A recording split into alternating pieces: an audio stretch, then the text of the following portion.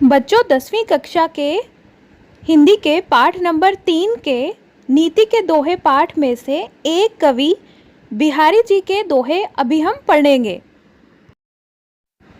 कनक कनकते 100 गुनी मादकता अधिकाय, या खाए बौराए जग वा पाए बौराए।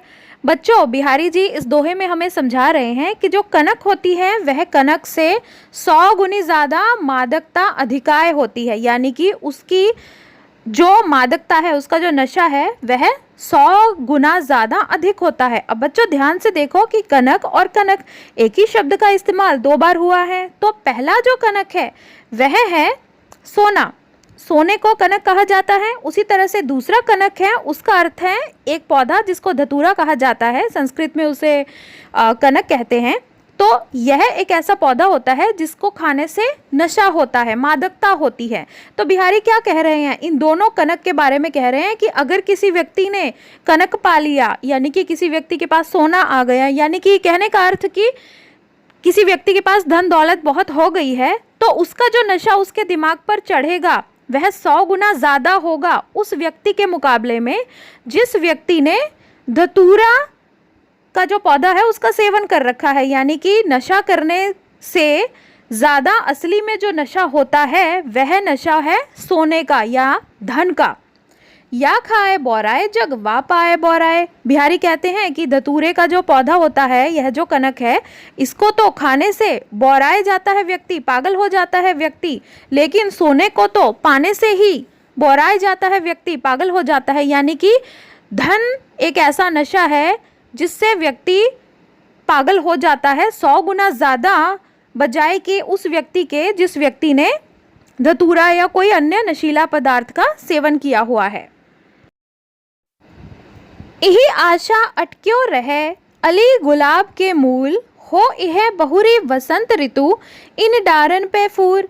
बिहारी इस दोहे में हमें आशावादी होने का संदेश दे रहे हैं। बच्चों बिहारी कहते हैं कि इसी आशा में, यही यानी कि इसी आशा में, यानी कि होप रखना, आस रखना, अटक्यों रहे, अटका रहता है। कौन अटका रहता है? अली जो है, यानी कि जो भंवरा है, वह गुलाब के मूल में, यानी कि उसकी जड़ में, जहाँ पर कोई अभी फूल नहीं खिले हुए हैं, जो भंवरा है, जो फूलों का रस पीता है, वह फिर भी गुलाब के जो पौधा है उसकी जड़ों पर अटका रहता है, इसी आशा में। किस आशा में?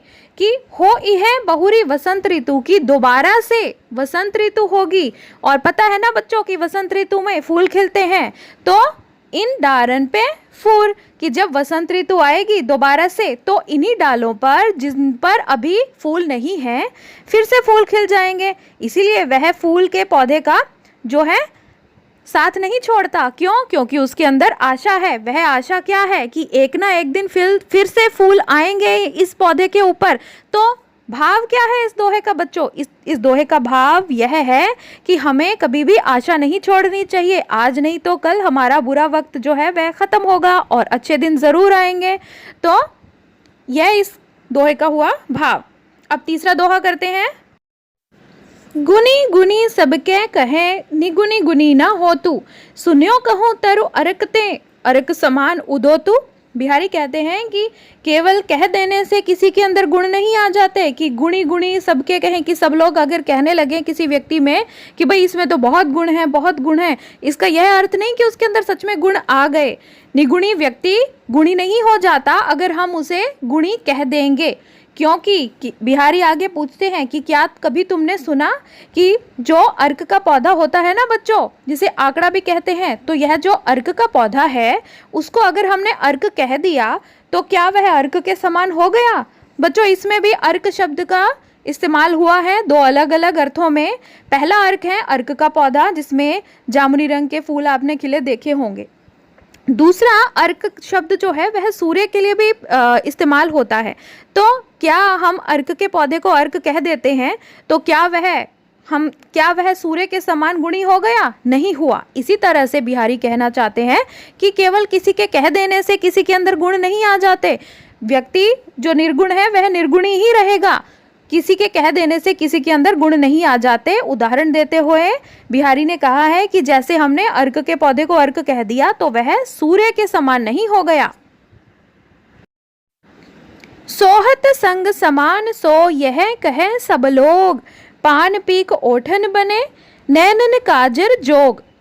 बिहारी जी इस दोहे में कहते हैं कि देखो, एक जैसे जो लोग होते हैं ना, उनका जो साथ होता है वह हमेशा बना रहता है, लंबे समय तक बना रहता है। कैसे?